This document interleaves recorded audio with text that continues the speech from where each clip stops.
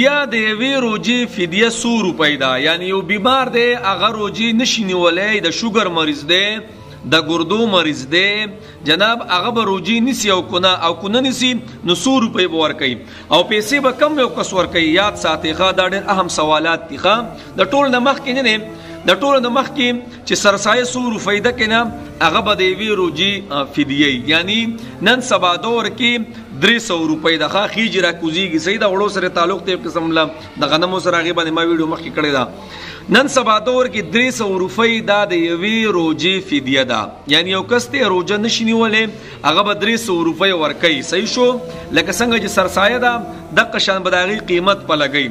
یاد ساتئ ښه، فدیه به کم یو کس ورکوي، یعنی کم یو مریض به فدیه ورکوي. نو دا ډېر اهم سوال دی. ګورئ ښه، زمونږ ډېر وروڼه داسې دي چې هغه برابري یا ځوانانی یا داسې بیماري چې هغه ښه کېږي، یعنی کال نیم پس ښه کېږي او هغوی وایي مولي صاحب مونږ اوس روجې نشو نیولی او فدیه به ورکو او بس د روجو خبره ختمه.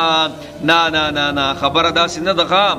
یاد ساتئ، فدیه به هغه کس ورکوي چې یو کس شیخ فانی دی، مطلب یو کس بوډا شو یا بوډۍ ده او ډاکټران وایي جناب چې بس دې نه پس خو زندگی نشته که نه، یعنی ځواني خو بیا نه راځي که نه، یو کس مکمل په کټ باندې پرېوځي، یا یو بیمار دی بیمار ښه او د هغه بیماري ټول عمر ده، یا زنانه ده یا نارینه دی، د هغه ټول عمر بیماري ده او داسې بیماري په ولګېده چې دا بیماري ښه کېږي نه او ټول عمر به د دسې دا بیماري، نو بیا به څه کوي؟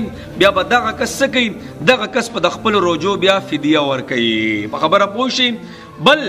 بل خبره، اوس یو کس بیمار دی یا یو زنانه نه بیماره ده، صحیح ده، او هغه روجې نشي نیولی، یا د ګردو مسله ده یا نوره څه خبره اتره ده، زنانه ده مثال کې طور پر هغه نشي نیولی، هغه به فدیه ورکوي. خو که فدیه ورکړله او د دغې نه پس ورله الله صحت ورکو نو د مرګ نه مخکې به دغه روجې راګرځي ښه. یعنی مطلب یو کس دی هغه بیمار دی، صحیح ده، هغه دا روجې پې رالې او جناب روجې هغه نشي نیولی، د دې روجې څه چلو کوم؟ د دې روجې 300 روپۍ ورکړې د یوې روجې، صحیح ده، 13 روجې وخوړې 29 روجې د هغې فدیه ورکړلې. اوس دا کس کال پس 2 کاله پس روغ شو، برابر شو او دومره برابر شو چې د به کې دا روجې رانیولی شوې، دا روجې به کې نیولې، نو جنابو دی به بیا څه کوي؟ دی به بیا دا روجې راګرځوي ښه.